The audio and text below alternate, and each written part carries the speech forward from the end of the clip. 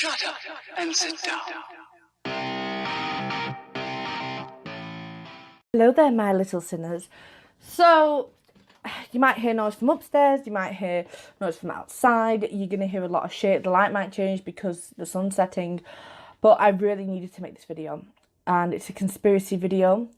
TanaCon, whatever it was called, basically it was a con, but I don't blame Tana for it. And I don't blame any of the YouTubers that were going there for it, because it wasn't their fault. It was Good Times, the company that she was with. Now, Tana, she should have done some research. This is where I think she's at fault. She should have done some research. She should have looked at the background of the company, because if you look at the background, they're not the best company. So Good Times is a company owned, or managed at least, by Michael Wires, I think I'm saying that right, who's an actual con artist and scammer. Okay, now he's got this like cute little look of like, oh, I'm just a young little youthling, oh, I can't do anything wrong, agoo. But it's like far from the truth. Got two conspiracy theories. I'm just going to give you background and then go into the two and let you decide for yourself.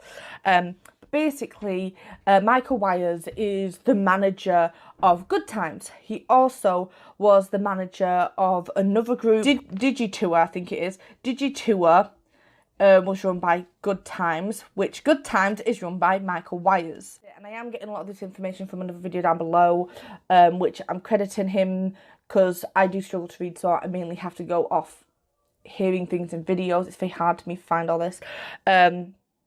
So yeah, great shout out to him. Digitour equals Good Times equals Michael Wires, okay? So it all goes back to Michael Wires. Now, Digitour was a thing for like YouTubers to, again, meet their creators, and not their creators, to meet their fans and stuff like that. Sounds very similar to what we had at TanaCon. So, there's a person called Devon, I'll see if I can get the picture up here, who's a YouTuber and was working with them, and Michael Wires said to him, look, we'll pay for your flights, we'll pay for your hotel, we'll pay for everything. And all he had to do was promote the shit out of it, okay? They said to Devon, yeah, we'll pay for everything. We'll get you flights, we'll get you a hotel, everything like that, and you can come and do it, it'll be great. Just promote it. So he promoted it when they told him to promote it, and he did everything according to their books. And literally like 2 weeks before he had to go, they said, by the way, you're kind of not invited anymore. You've got to pay for yourself if you want to come, and this, that, and the other. And it's like, okay. So that was a bit of a fucking knob move to do for a start. And then there was another person called like Bryce Hall, and he was working with them, and he said on his Twitter or Instagram or something like that, saying, I'm going to come clean, I'm going to tell you everything about this company and what they did and how they lied to me and all this stuff. And literally saying, after saying all that, his Instagram gets hacked. Now, oh, that's quite odd, but, you know, you can't blame anyone for it in particular. It's not like the person who hacked them was so stupid they'd use their own fucking email address, right? Right? Oh, no. They did. They clearly used their email address. And whose email address is it? Michael fucking Wires, okay? I might be saying his last name fucking wrong. To be honest, I don't really give a shit. So basically, that's a little background on Good Times and what the company has actually done. So that's what I got from that video and stuff like that. That background information, which really opened my eyes to this company, which no one is looking at, because this company is, they may be knobs, but they're kind of a little, not a lot, a little smart, because they're hiding behind these popular YouTube faces. Because the company isn't well known, no one's thinking about them, they're going straight to the main source. So I think it was great to get that information about the company, because everyone's just going straight to the YouTubers and not to the main focus of who is actually in the wrong. So I watched Shane's video, which really piqued my interest in all of this, because train. Shane is a very truthful person. You know, he doesn't hide behind the camera. He likes to talk to you like you're his friend and everything like that.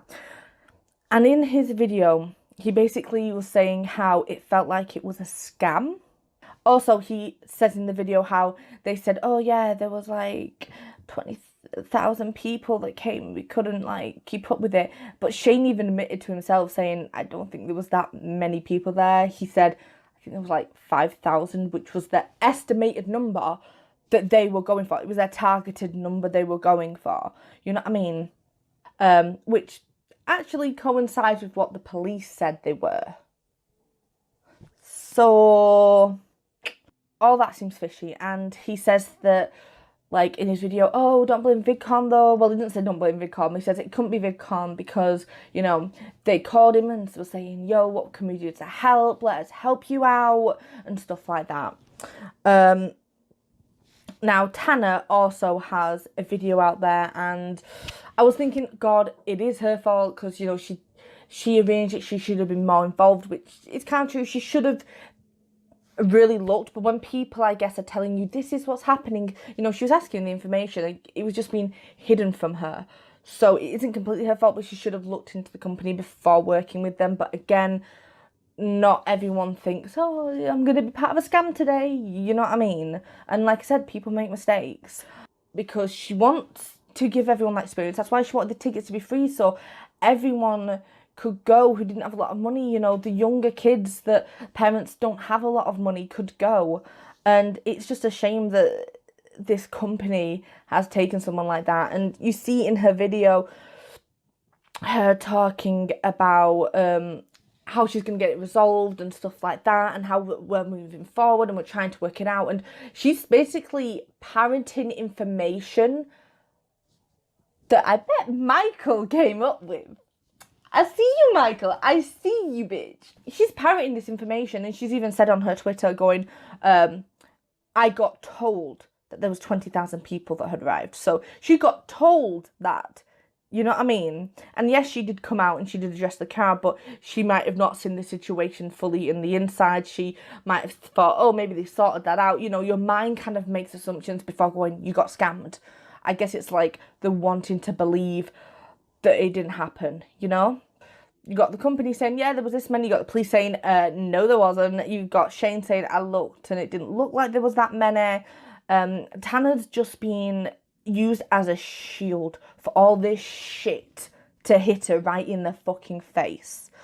But what's interesting about her video as well is she says that anyone that went to VidCon that had her wristband of TanaCon, apparently their VidCon bracelets got cut off and they were told to exit the premises.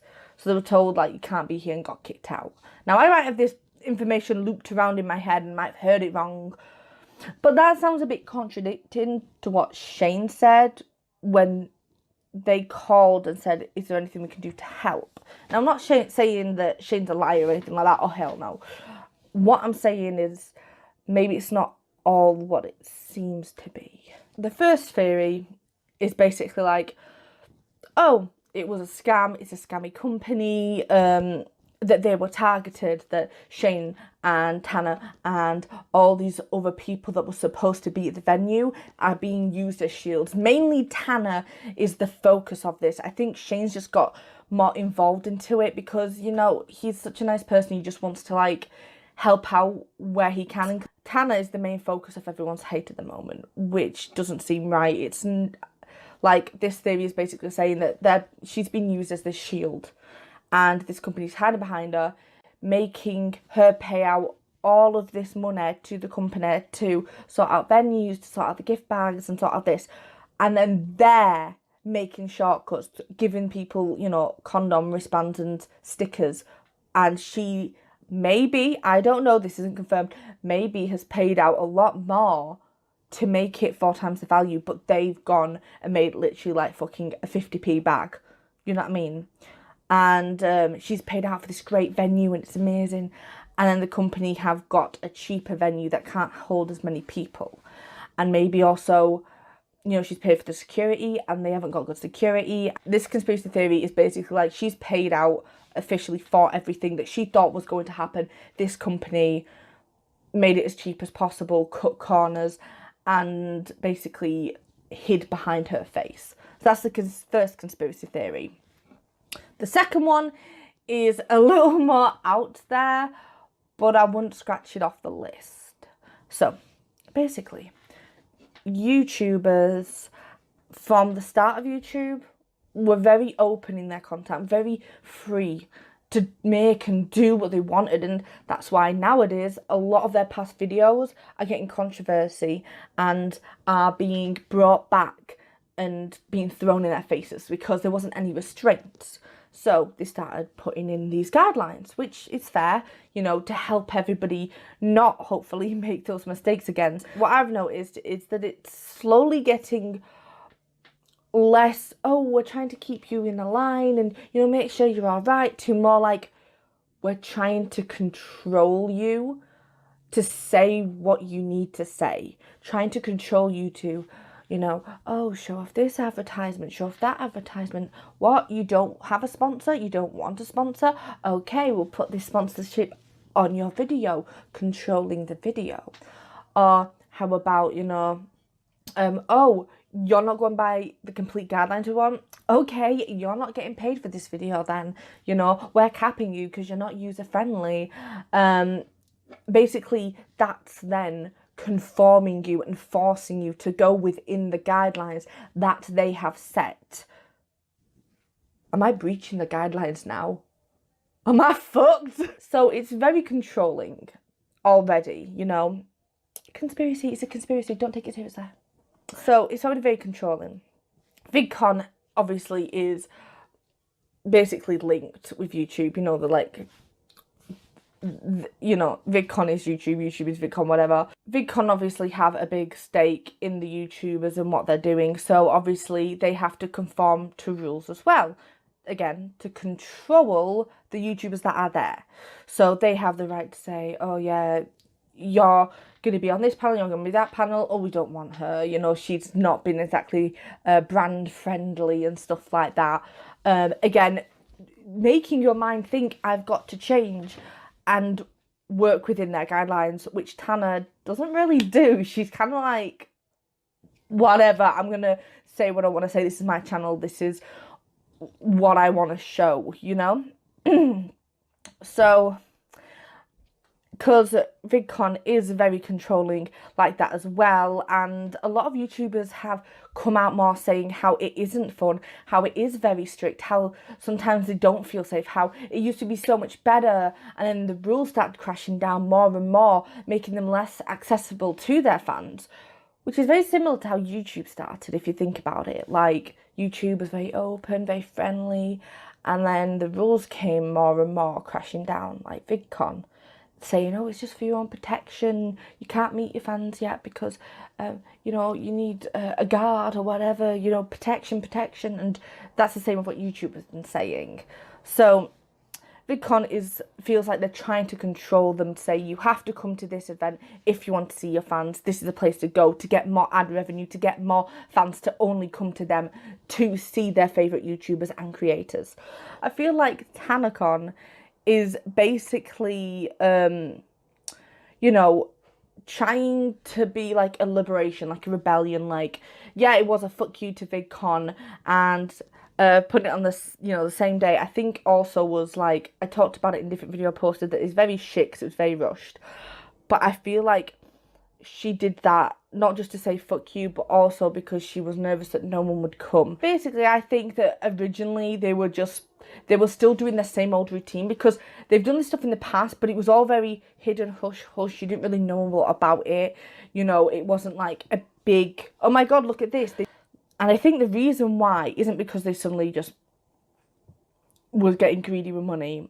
I personally, and this is a conspiracy, personally, I think that they were doing their normal scamming routine, keeping it kind of on the table, hushing over their monies, and then they got a message from the directors of VidCon saying, look, we'll give you some of this money if you can make sure that TanaCon is just completely destroyed. Like, everyone falls out with her. You know, even her fans don't want to see her, you know, just completely crush this person. You know, let's try and really just destroy them, you know? And this company, being the scammy company as it already is, were like, sure, no problem. So they took then that money and they proceeded to fuck her even more, take more of her money. Now, this might not be true. This is what I heard in a video and I'm just spouting it back out again. I forgot to write it down. So this might not be true, but I'm pretty sure I heard it out of one of their videos. So they switched from one hotel to another, and the other one was vastly smaller. And I can't help but think that maybe VidCon did have something to do with it, because in Shane's video, VidCon called them and said, yo, is there anything we can do to help? But in Tana's video, she said that if you went to VidCon, they'd cut off your bands, like your wristbands. If they saw you, like, had gone to TanaCon, they'd cut off your VidCon wristband and say, get out, basically. What if they were a scammy company already? VidCon kind of knew they might be seedy, you know, when looking into the company, decided to just, you know, boost their seediness up a bit more by offering them more money, and then they fucked it over, because so many things went wrong that day that it's just impossible for me to believe that this company, you know, didn't mean to do it. You know what I mean? Like, there was too much that did go wrong for it to be that. Like, it was just too bad. It was just too badly done for it to be an accident. You know what I mean? Like, some things could go wrong, which is fine. Like, say, if it was just that venue, why didn't they go, shit, we've got a venue of a smaller size, we need to inform people that you can't just come and do a walkthrough now, and say to people with, like, the free tickets, sorry, but you can't come because we haven't got enough space. You know, when that venue immediately changed, they should have informed everyone. They should have kept everyone in the loop. You know, I don't even do venues or anything like that. I've done a few, but not like massive ones. But even I think that's the logical thing to do. It just, everything feels wrong. The main thing that sparked this theory about VidCon being involved is just because of those two accounts of Shane saying they were really nice and Tana saying that they didn't like it when you came to TanaCon. So why would they help out TanaCon if they were banning you if you went to TanaCon and then went to VidCon? Like, that doesn't make sense to me. So those are my two theories. I have no idea if any of this is going to make sense or come together. But those are my theories. The first one being that it was just a scam, and sadly, you know, Tana's the forefront of this, and she's now paying for it out of her own pocket to fix the situation. I'm not like a super fan of Tana. Like, I'm not like watching every video, but you know what? I don't hate the girl. I even got nothing against her. She's a person, you know, she's a person. And people make mistakes and it can affect other people, and it's sad, but she's trying to fix it and make it better. And I think that's what counts. The fact that she's trying to fix it and trying to make the situation better. The other theory is that maybe they were a seedy company and VidCon just decided to make it 10 times more worse. So these are my theories. Feel free to pick whatever you want, but it's smelling like a fishy fanny. So I'm going to say goodbye to you all and let me know what you think, will you? Shut up and sit down.